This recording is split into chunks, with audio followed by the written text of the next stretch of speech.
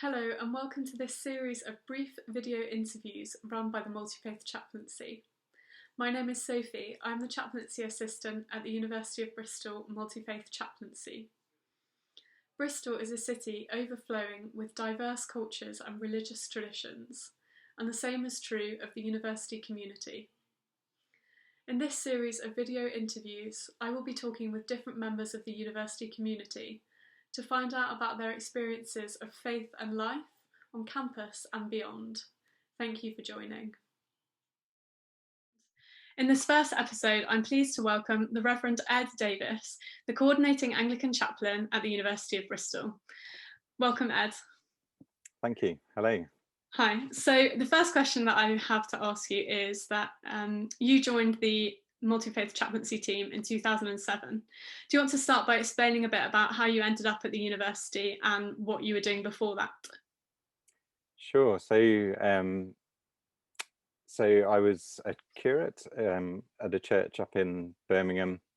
Before this, I was in Birmingham for 3 or 4 years, and during that time, started to become interested in university chaplaincy and did some chaplaincy work at Birmingham University and Aston University. And it kind of was enough to wake me up to university chaplaincy as being something I really wanted to try and pursue.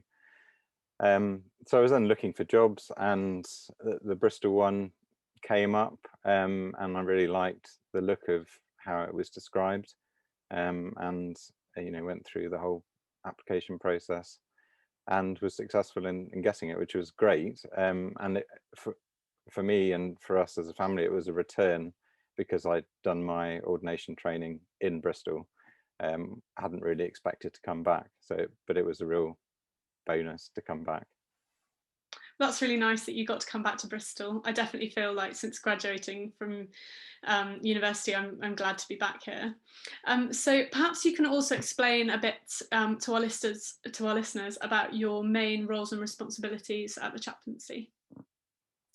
Okay, so I suppose there's various ways of looking at it, but just to look at my job title, if you like, of Anglican and Coordinating Chaplain, I can say a bit about those two strands. They obviously overlap, but being Anglican Chaplain is obviously partly a representative role, representing Christianity and the Church of England in particular within the university, within the chaplaincy team.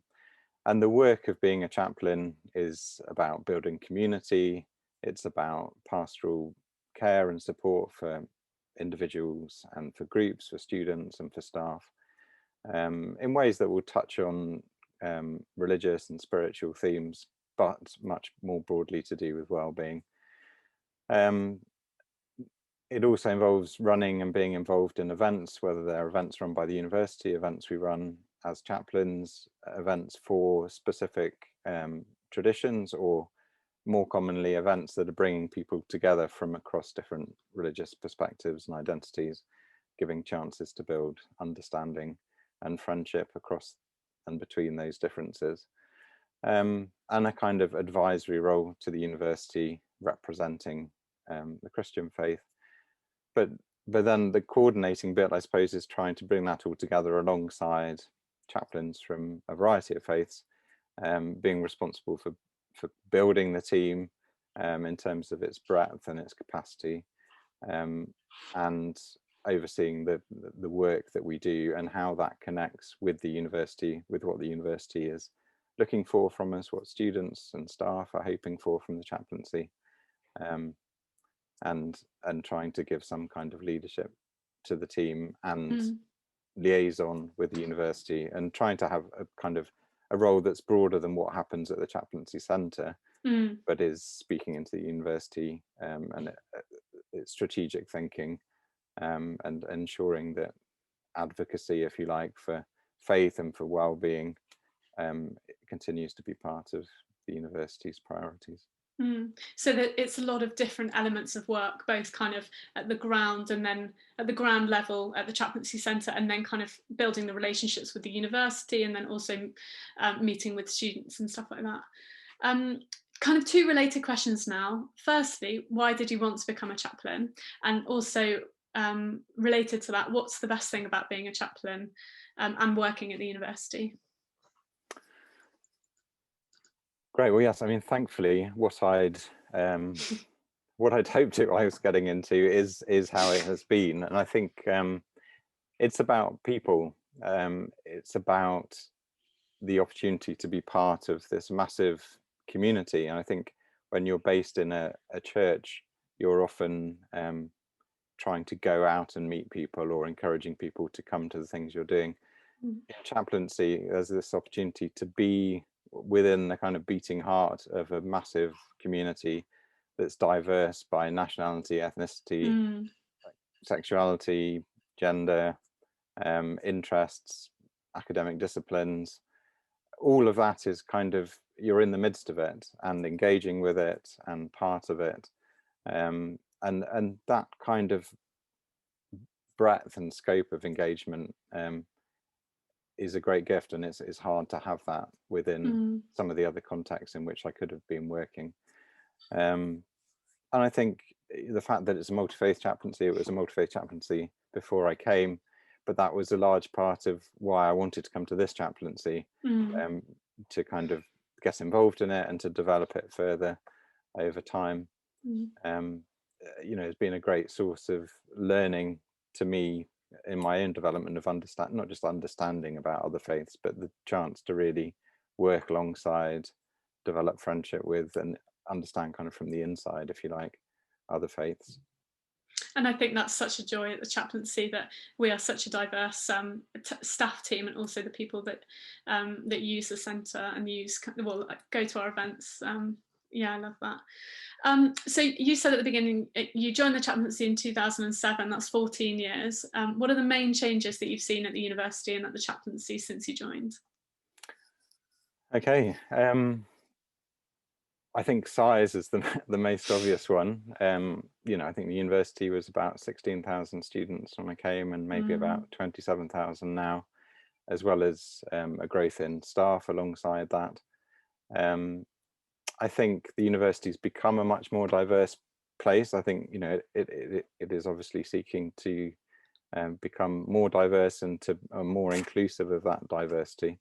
But it is a noticeable change over that time. And kind of the emphasis of the university, the priority of inclusion, of belonging, you know, recognizing that people are more than just their work selves or their which course they're on, but encouraging kind of more of the whole self to be recognized and celebrated and catered for. And I think, you know, the big change in 2012 of student fees going up, and a lot that followed from that in terms of the kind of operating models of universities and student expectations, and then the universities wanting to meet those expectations. A lot of the stuff around well-being, mental health has become much more center stage. It was very much kind of tucked away and seen as a kind of minority need, if you like, and not something that needed to be particularly well resourced. And now that really isn't the case. In terms of chaplaincy and faith groups, I think you know, I think that work of inclusion and belonging, I think, has touched faith identities, and I think being of a faith group, whichever it is now much more recognised by the university, and, you know, wanting to market, celebrate it, support it, ensure that the right facilities are there. So there's been that kind of movement for it to be kind of mainstreamed. But I think something that's been interesting at the chaplaincy is how, while that's been happening across the university, alongside, you know, the way that the chaplaincy has always wanted to make that provision for other faiths, but we've seen a real growth in the number of non-religious students, particularly, making use of the chaplaincy, becoming part of its community, and bringing whatever the interests and concerns that they have are, whether it's to do with the environment or social action, or, you know, growing vegetables, or you know, all the kinds of groups and activities that happen at the chaplaincy, and the way it's this kind of community hub. But we know from our surveys that over half of those people are not religious, and that's a big change in chaplaincy over my time, that it very much was a little gathering of mainly Christian students, and over time it then became more multi-faith, and then now very much a cross section of the university, which is exactly what we would want chaplaincy to be. Mm. It's really interesting hearing about those changes, because I've only been at the university for about the last 5 years, so it's interesting hearing kind of before that. Obviously, the biggest change that's happened in the last year is the COVID pandemic. I was wondering if you could tell us a little bit about how the pandemic and how lockdown has affected both your home life and your work life. And then related to that, a big focus of the lockdown has been about looking after our mental well-being. So I was wondering if you could talk to us about how you practice self-care. Sure. So I think the impact of COVID, I mean, I should say at the beginning, I suppose that I've been fortunate so far that personally, it's not been, the illness itself hasn't affected me or those close to me. But in terms of my work, as for many, it's meant working from home most of the time. A lot of the kinds of things that we do as chaplains can be done online, like one-to-one support, like we're doing this interview. We've been doing various of our events online, big carol service and things like our faith crawl.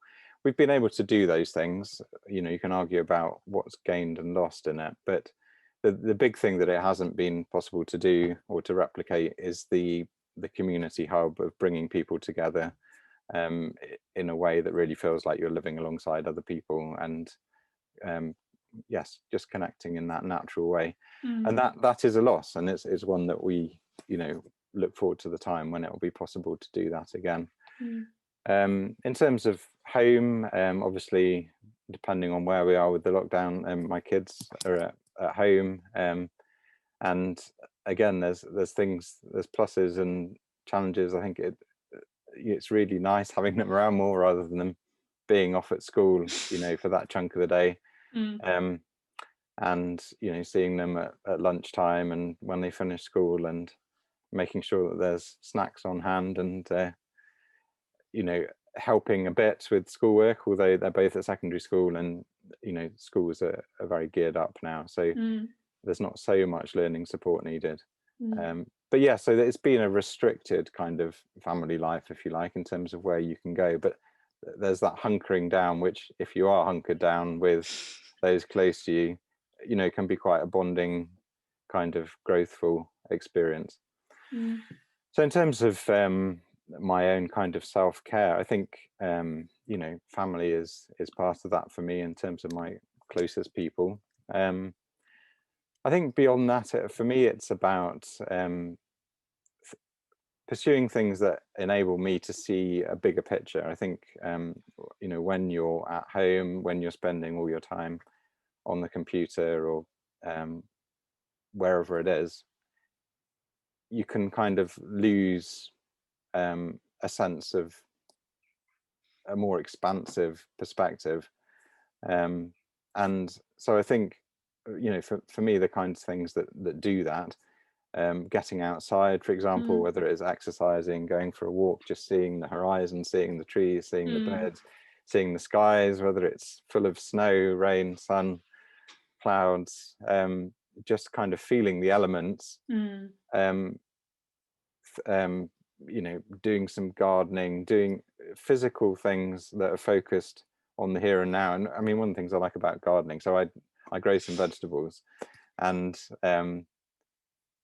so back at the beginning of the first lockdown, March, April time is the time you're putting in a lot of the seeds. And I just remember at the time planting some tiny little broccoli seeds, for example, tiny little seeds, and you're putting them in, and it's great because it absorbs you.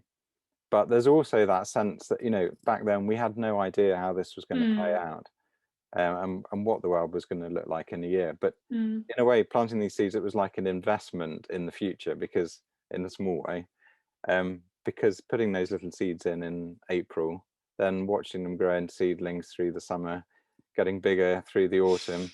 Now in the winter, they're standing there and they're just about to crop with lots of lovely purple broccoli spears. And things like that kind of both connect to the present moment, but are invested in some kind of hope for the future, whether that's through friendship, ensuring staying connected with people, cultivating kind of stillness through meditation or exercise. All those things really help. But I think it's natural to feel some uncertainty, some anxiety, and certainly I do from time to time. But those things all help with it. Amazing. What a lovely note to end on. I think that's about all we've got time for today. So thank you very much, Ed, for joining me. And thank you so much to people that tuned in to this first video interview in the series. If you want to find out more about the chaplaincy, you can visit our website or Facebook page, which I'll link to in the description below. Please also feel free to get in touch with either me or any of the chaplaincy team. Our details are also on the website. In the meantime, have a great day.